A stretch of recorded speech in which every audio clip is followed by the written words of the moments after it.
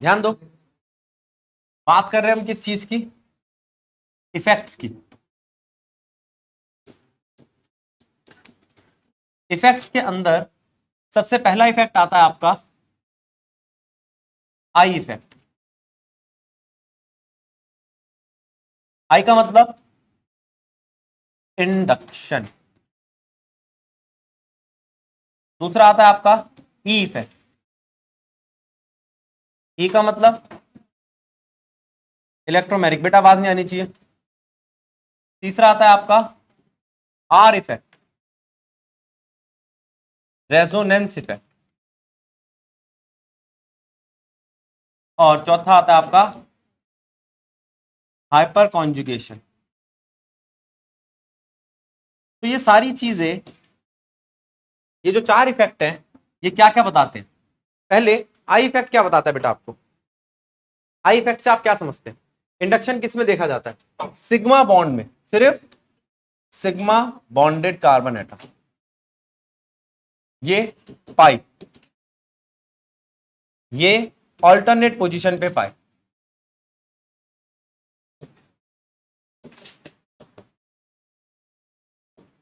और ये कार्बोकैटायन और कार्बो एनायन। आओ जरा समझे इस बात को। मैंने आपसे बात करी चार इफेक्ट की।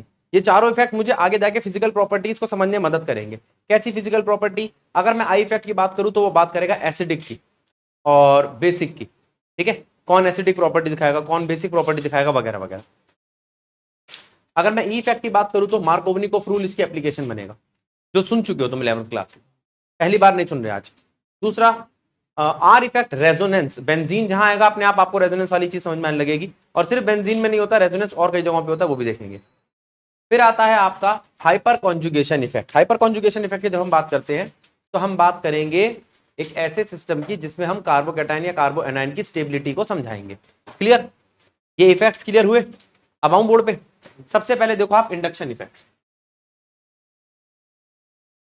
I effect.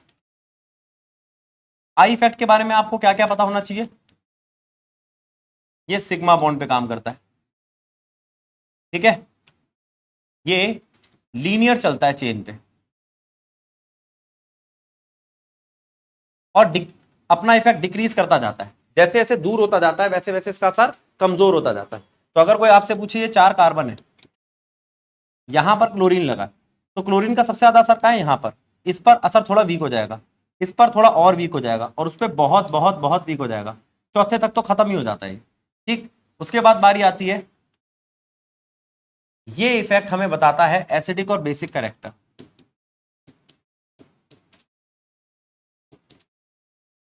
फिर उसके बाद बारी आती है कि हम इस इफेक्ट में मदद किसकी लेते हैं? दो ग्रुप्स की, इलेक्ट्रॉन विदड्रॉइंग ग्रुप और इलेक्ट्रॉन डोनेटिंग ग्रुप। आओ, क्या है ये electron withdrawing group? Electron withdraw करने वाले ग्रुप, ठीक है। और एक है इलेक्ट्रॉन डोनेटिंग ग्रुप। ये ज्यादातर नेगेटिव होते हैं, जैसे Cn minus, NO2 minus, X minus, OH minus, वगैरह वगैरह। और इलेक्ट्रॉन डोनेटिंग ग्रुप या तो होगा एल्केन की, यानी कि कार्बन की चेन, या होगा ROR, और बहुत कम RNH2 भी दिखा देता है कभी कभी, ठीक है। तो सबसे ज्यादा इलेक्ट्रॉन डोनेटिंग ग्रुप में आपको सिर्फ R देखने को मिलेगा, कार्बन की चेन। कौन देखने को मिलेगा? कार्बन की चेन। अब बोलो, क्या ये बात क्लियर हुई? हाँ बेटा।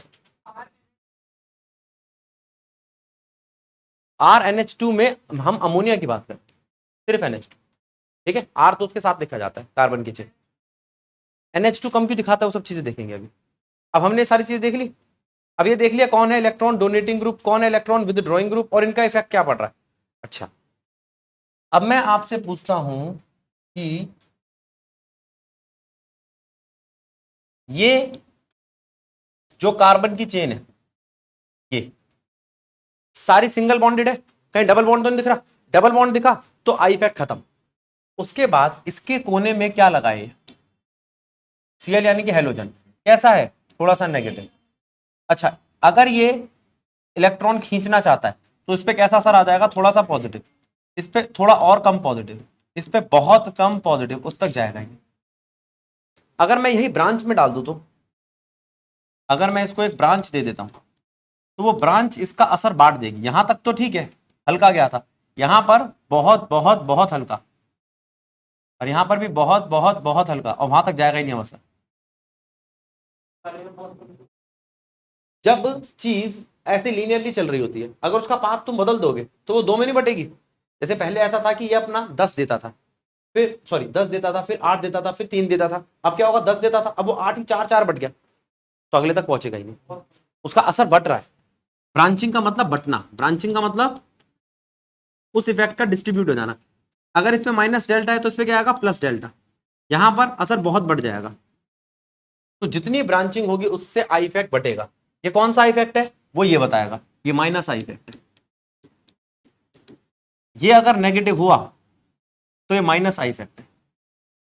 ठीक है, ब्रांचिंग का क्या रिलेशन है आई इफेक्ट के साथ, बोलो, इनवर्स। ये कौन है, chlorine, electron withdrawing group. Electron withdrawing group कैसा नेचर दिखाता है, minus I effect, minus I effect. आ जाओ, इलेक्ट्रॉन विड्रॉइंग ग्रुप प्रोवोक करता है माइनस आई इफेक्ट को। Minus I effect acidic character के लिए रिस्पॉन्सिबल है। किसके लिए, एसिडिक कैरेक्टर। अब बोलो, माइनस आई इफेक्ट का मतलब एसिडिक कैरेक्टर, जितना माइनस आई इफेक्ट ज्यादा उतना एसिडिक कैरेक्टर ज्यादा। अब याद रहेगा, और जितने इलेक्ट्रॉन विदड्रॉइंग ग्रुप ज्यादा उतना माइनस आई इफेक्ट ज्यादा। क्या ये बात क्लियर है? अगर मैं इसी को बदलकर ये कर दूं तो,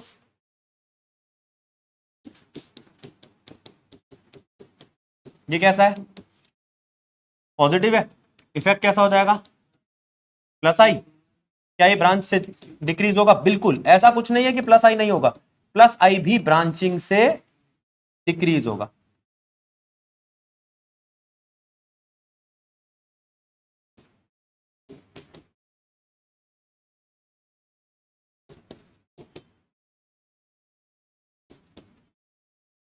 दूसरी बात ये क्या है, हाँ जी बोलो, आए बेटा।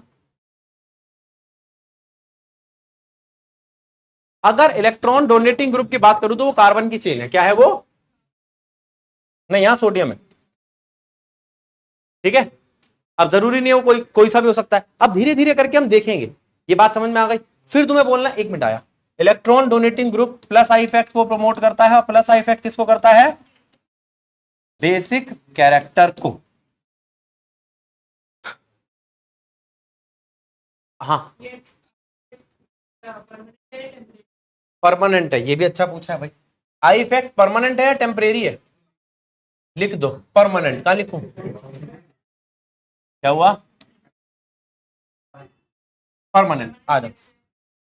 इसका मतलब ये हुआ कि इसके लिए कोई ऐसी चीज नहीं चाहिए कि जिसकी प्रेजेंस में करे, लेकिन जो दूसरा वाला आएगा ना उसको एक अटैकिंग स्पीशीज चाहिए होगी। आ रहा है अभी ई इफेक्ट, पहले इसको देखिए क्या है। सारे बच्चे जरा ध्यान दो, आपको ये दिखाई दे रहा है, सब बच्चे ध्यान देंगे। मैं एक एग्जांपल ले रहा हूं जिसके अंदर सबके पास कार्बोक्सिलिक एसिड है, सबके पास एक एक कार्बन है, सबके पास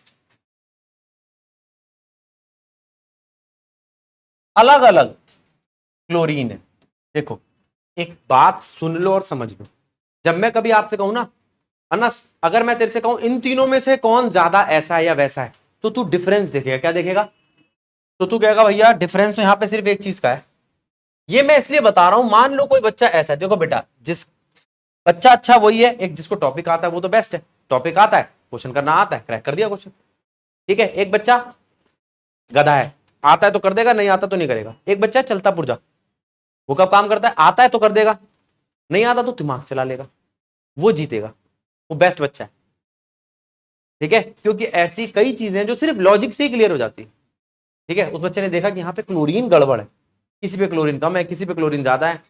अच्छा, तो सारा का सारा ठस्सा किसका है, क्लोरीन का, तो दिमाग किस पे लगाएं, क्लोरीन पे। वो बच्चा कितना होशियार होगा इसमें से, जिसको सब कुछ आता है, सारे के सारे नोट तैयार करके गया और तीनों में देख रहा है किसका COOH अलग है। अबे भाई तीनों पे COH है, उसमें क्या तू अलग ढूंढ लेगा, नहीं उसका वो छोटा था, है ना। अम्मी जान कहती नहीं, ऐसे नहीं सोचना है। ठीक है, कि किसका O कैसा है, किसका H कैसा है, क्या देखना है, कि Cl अलग है। अब Cl अलग है तो फिर बच्चा दिमाग लगाएगा कि भैया ने कहीं ना कहीं बताया था कि Cl तो इलेक्ट्रॉन विदड्रॉइंग ग्रुप था, इलेक्ट्रॉन विदड्रॉइंग ग्रुप था। अगर वो इलेक्ट्रॉन विदड्रॉइंग ग्रुप था तो क्या करता था, वो एसिडिक करैक्टर बढ़ाता था, माइनस आई इफेक्ट बढ़ाता था, एसिडिक करैक्टर बढ़ाता था। समझ में आया? ठीक है, तो किसका एसिडिक करैक्टर ज्यादा है, जिसपे क्लोरीन ज्यादा। क्वेश्चन खत्म, लिखने से पहले क्वेश्चन खत्म। ऐसे करके सोचना, बन गया कंसेप्ट। ठीक है, डिफरेंस। अच्छा, अब क्योंकि डिफरेंस हिसाब बनाना पड़ेगा ना, अब मैं तुमसे पूछूं भाई सानिया में और ईशा में क्या डिफरेंस है, तुमने कहा भैया दोनों लड़कियां हैं, ये थोड़ी कोई डिफरेंस हुआ। दोनों 12th में पढ़ती है, ये भी नहीं हुआ। एक पहाड़ से एक जमीन से, अब आया कोई डिफरेंस। एग्जाम्पल है बेटा, तुम बुरा क्यों मानती है? ठीक है ना भाई। एक बच्ची बड़ी सियानी है, क्या बोलते हैं उस अच्छी बच्ची को, एक चोटी है, उसको बाद में बोलेंगे बेटा, उसकी फीस नहीं आई ना अभी। अच्छा तेरी भी नहीं आई क्या? दोनों अच्छी बच्चियां हैं, ठीक है, एग्जाम्पल था बेटा वो। एक अच्छी बच्ची है, एक बहुत अच्छी बच्ची है, और ये वाली उससे भी ज्यादा अच्छी है। अब ठीक है बेटा, फीस में गड़बड़ मत करियो, फीस का ध्यान रखियो।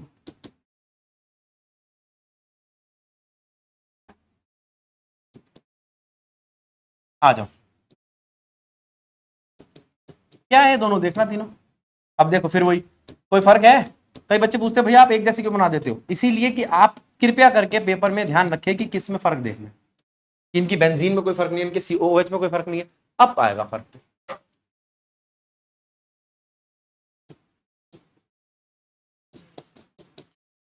मैं शायद वहां लिखना भूल गया कि NO2 भी माइनस में होता है, यानी कि इलेक्ट्रॉन विदड्रॉइंग नेचर का होता है। NO2 माइनस लिखा हुआ है। चलो अब देखो सबको, आए बेटा, आए आए। CH3 ये क्या है, इलेक्ट्रॉन विदड्रॉइंग ग्रुप। अब कुछ बच्चे पता क्या करते हैं इसको याद रखने के लिए, और ये डोनेटिंग था, और यहां पर एक इलेक्ट्रॉन विदड्रॉइंग ग्रुप, और यहां पर दो दो इलेक्ट्रॉन विदड्रॉइंग ग्रुप। अब कुछ बच्चे क्या करते हैं इसको याद रखने के लिए, वो कहते हैं कि भैया ये +1 का है, डोनेट कर रहा है, इस पे कुछ नहीं है, 0, इस पे -1 और इस पे -2, जितना ज्यादा उतना ज्यादा एसिडिक। हाँ ना बोलो, ज्यादा कम कम कम। अब चेक करो, दोनों क्वेश्चन चेक करो। अब सबसे जरूरी चीज क्या है, आपको ये बात तो समझ में आ गई। अब आपने कहा ठीक है भैया मुझे पता चल गया कौन ज्यादा एसिडिक है। अब किसी को ये बताने की जरूरत है आप में से कि अगर आपको एसिडिक ऑर्डर पता चल गया, ऑर्डर एसिडिक कैरेक्टर का, तो बेसिक का कैसा होगा, उससे उल्टा होगा। तो अगर सबसे ज्यादा एसिडिक ये है तो सबसे ज्यादा बेसिक ये होगा। ये क्लियर है? अच्छा, अब आपने कहा हमें एसिडिक पता चल गया, बेसिक पता चल गया, हमें पता चल गया कि ऑर्डर किस तरीके से चल रहा है। ठीक है, अगला पॉइंट क्या आता है, एसिडिक कैरेक्टर के लिए हम किस किस चीज को ध्यान में रखते हैं। एसिडिक कैरेक्टर का मतलब होता है कंसंट्रेशन ऑफ H आयन। क्या कंसंट्रेशन ऑफ H आयन से आपको मिलता है pH। क्या मिलता है? pH का मतलब क्या होता है, minus of log of concentration of H ion. अगर आप उसको खोल दो तो आपको पता चलता है वो तो है log ऑफ 1/H आयन। अब आप देखो pH का क्या रिलेशन दिख रहा है आपको, H आयन की कंसंट्रेशन से इनवर्स, और H आयन का क्या रिलेशन दिख रहा है आपको एसिडिक कैरेक्टर से डायरेक्ट। जितनी H आयन की कंसंट्रेशन ज्यादा उतना एसिडिक कैरेक्टर ज्यादा, जितना pH ज्यादा उतना एसिडिक कैरेक्टर कम। वैसे एक टर्म आती है Ka। क्या है? Equilibrium constant for acid. क्या है? Equilibrium constant for acid. ये भी डायरेक्टली प्रोपोर्शनल है एसिडिक कैरेक्टर के।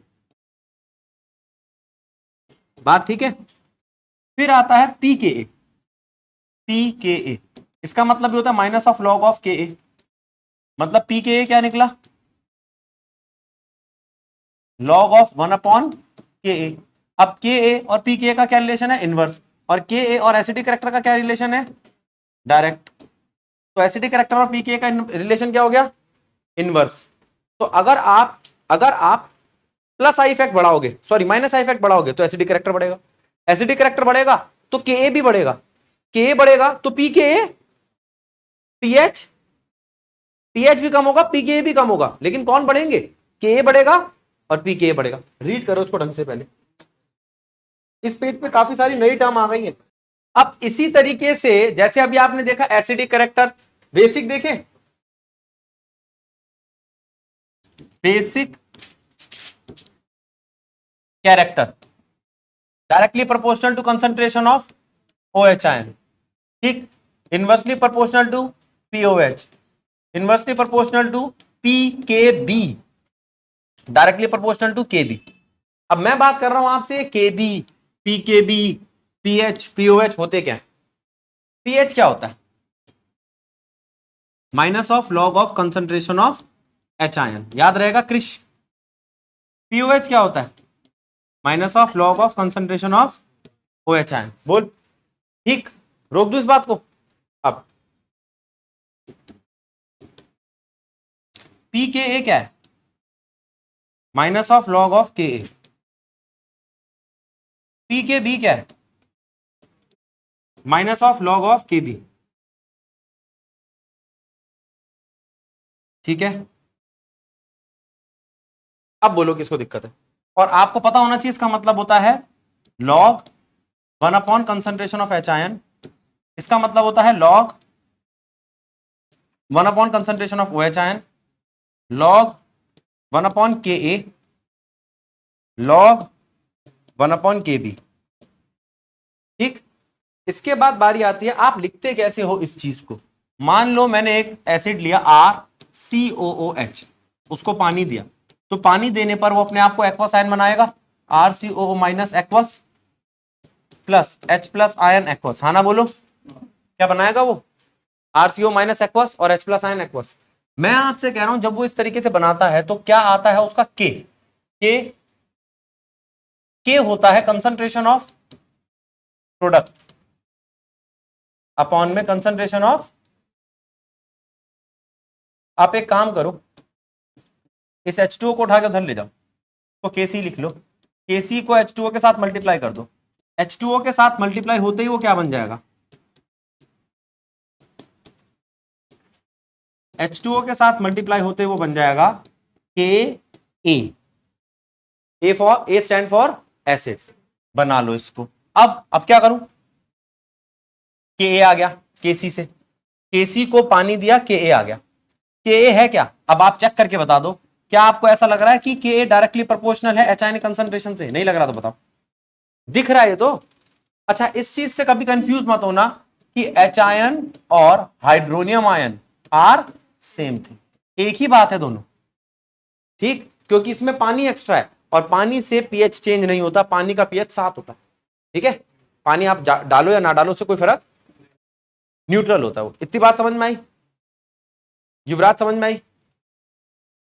कृष्णा, सानिया, भीम, क्लियर है? अब बारी आती है, ये सब समझने के बाद हमने एक एसिड लिया, उसको पानी दिया, ये सब कुछ कर दिया।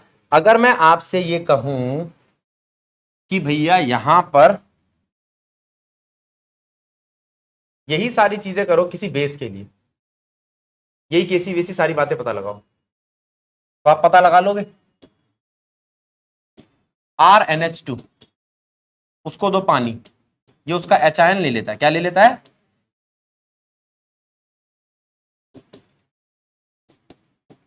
ठीक है, H आयन ले लिया उसने, ठीक है। अब H आयन लेकर पॉजिटिव बन गया, बन गया ना, इसलिए प्लस आई इफेक्ट दिखाता है। अलग अलग तरीके, मैं कह रहा हूं ना, कोई एक पैटर्न नहीं है दिखाने का।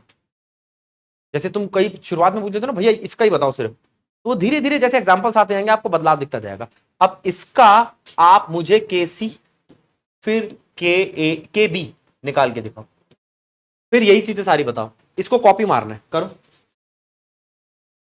अब जैसे हमने आई इफेक्ट में एसिडिक कैरेक्टर पे काम किया, अब करेंगे हम काम ई इफेक्ट पे। इफेक्ट देखो, ई इफेक्ट, इलेक्ट्रोमेरिक इफेक्ट। सबसे पहली बात, इसमें डबल बॉन्ड का होना जरूरी है, ये इस अटैकिंग स्पीशीज की प्रेजेंस में ही अपना असर दिखाएगा। टेम्परेरी इफेक्ट है, ध्यान दे। संजीव टेम्परेरी इफेक्ट है। क्यों टेम्परेरी है? क्योंकि अगर ये हुआ, यह अटैकिंग स्पीशीज है, इसकी प्रेजेंस में तो ये अपना असर दिखाएगा, नहीं तो नहीं दिखाएगा।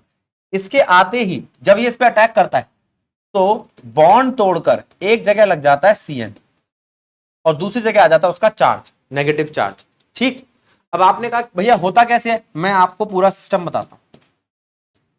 आप पाई बॉन्ड को ऐसे दिखा दो, दिख रहे हैं 2 इलेक्ट्रॉन, ठीक है। अब हुआ क्या, बाहर से कोई आया, चलो CN माइनस की जगह मैं इस बार OH माइनस ले लेता हूं। OH माइनस ने कहा कि भाई मेरे साथ बॉन्ड बना ले, तो उसने कहा कि भाई OH तेरे पास तो पहले से एक एक्स्ट्रा इलेक्ट्रॉन है, हम उसी से बॉन्ड बना लेंगे। अगर मैं OH का कलर चेंज कर दूं तो देखना OH के पास कैसा इलेक्ट्रॉन है,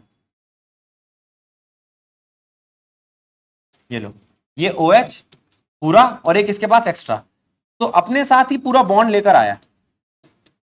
तो इसने क्या कहा कि जो ये 2 इलेक्ट्रॉन थे ना, अपना भी ले ले और मेरा भी ले ले, हटा, और यहां पर एक इलेक्ट्रॉन आ गया इसका, ये ठीक ठीक। अब सुनो, यहां पर OH अपना इलेक्ट्रॉन लेकर आया, एक इस कार्बन ने अपना इलेक्ट्रॉन लिया और एक इस OH ने अपना इलेक्ट्रॉन लिया,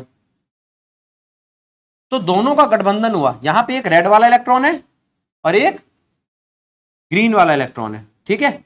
और वो रेड वाला इलेक्ट्रॉन अब उसके सर पे है, तो उस पर नेगेटिव चार्ज आ जाएगा। ये एक डबल बॉन्ड था, ऐसे एक तो हमेशा रहता सिग्मा बॉन्ड, उसको तो भूल जाओ, आप तोड़ोगे। आप डबल बॉन्ड को तोड़ रहे हो, पाई बॉन्ड को, पाई बॉन्ड को तोड़ा, इसने कहा कि मैं नए आने वाले OH के साथ बॉन्ड बना लूंगा, ये रहा OH, ये OH है मार्कर, इसने इसके साथ बॉन्ड बना लिया।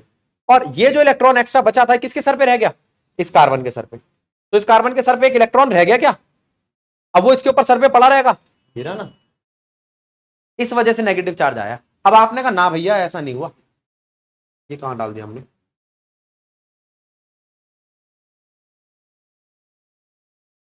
गलती से बीच में आ गया, देखो ऐसा हुआ।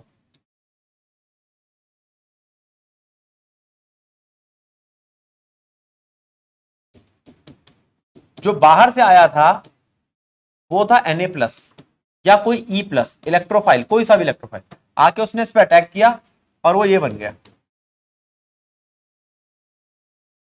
तो इसके पास तो इलेक्ट्रॉन की कमी है, इसने क्या कहा, अब उसको एक्सप्लेन करते हैं। इसने कहा कि हम दोनों बॉन्ड बनाएंगे, तो कार्बन ने कहा भाई मेरे पास अपना इलेक्ट्रॉन तो है, तेरे पास तो एक भी नहीं है, तो उसने कहा तू दूसरे वाले का चुरा ले, दोनों के दोनों हम ही रख लेंगे। तो ये दोनों इलेक्ट्रॉन किसके हैं, एक इसका अपना खुद का और एक चोरी का, तो इससे उठाया है ना, तो इस पर कमी हो जाएगी इलेक्ट्रॉन की, उससे उठाया है ना तो कमी हो जाएगी इलेक्ट्रॉन की। इस तरीके के इफेक्ट को हम क्या कहते हैं, इलेक्ट्रोमेरिक इफेक्ट। अगर प्लस का है तो पॉजिटिव ई इफेक्ट, और अगर माइनस का है तो नेगेटिव ई इफेक्ट, ठीक है। जरा इसको देखो, मैं एक बार इसकी स्लाइड ठीक कर दूं। हाँ अब देखो, अब यहां संजीव क्या कह रहा है, संजीव कह रहा है कि क्या है ट्रिपल बॉन्ड पे भी अटैक करेगा। मैं आपको एक बात बता दूं, इलेक्ट्रोमेरिक इफेक्ट किस पे अटैक करता है, पाई बॉन्ड पे, अब चाहे वो डबल हो चाहे ट्रिपल हो। अब कोई आपसे पूछे कि अगर यहां पर ट्रिपल बॉन्ड होता तो क्या होता, 1 2 3, तो जो रिएक्शन CN एक बार करता था अब वो 2 बार करेगा, बोल खत्म। जहां उस पर सिर्फ एक का नेगेटिव चार्ज, अब 2 के नेगेटिव चार्ज आ जाएंगे। अब यहां बच्चा सोचता है नेगेटिव चार्ज आएगा तो अनस्टेबिलिटी लाएगा, तो गड़बड़ हो जाएगी, तो CN भी तो अकेला नहीं होता ना। हमने इलेक्ट्रोमेरिक इफेक्ट आपको सिखाया, ये काम कैसे करता है, ये काम ऐसे करता है, ये लो। असलियत में तो KCN होता है या HCN होता है, एक पे CN जाता है, उसका नेगेटिव चार्ज उस पे चला जाता है, तो वो नेगेटिव इस पॉजिटिव को अट्रैक्ट कर लेता है, करेगा कि नहीं करेगा बोलो। और इस तरीके से K और CN दोनों जुड़ जाते हैं। ये है आपका इलेक्ट्रोमेरिक इफेक्ट, ठीक। ये क्या चेक करता है, ये चेक करता है इस चीज को।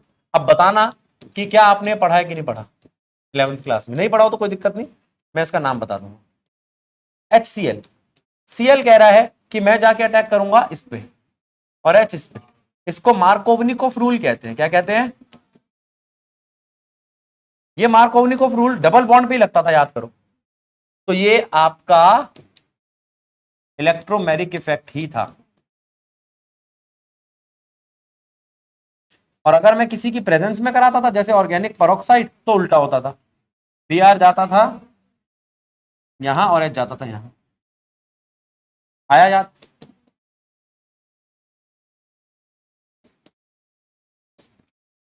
अब बोलो, डबल बॉन्ड टूट तो गया, ठीक है। तो ये दो इफेक्ट हो गए आपके, दो इफेक्ट समझ में आ गए अब में आज, आई इफेक्ट और ई इफेक्ट। आई इफेक्ट की एप्लीकेशन एसिडिक कैरेक्टर और ई इफेक्ट की एप्लीकेशन मार्कोव-निकोफ रूल। खत्म करो इस बात को, आज की क्लास समाप्त।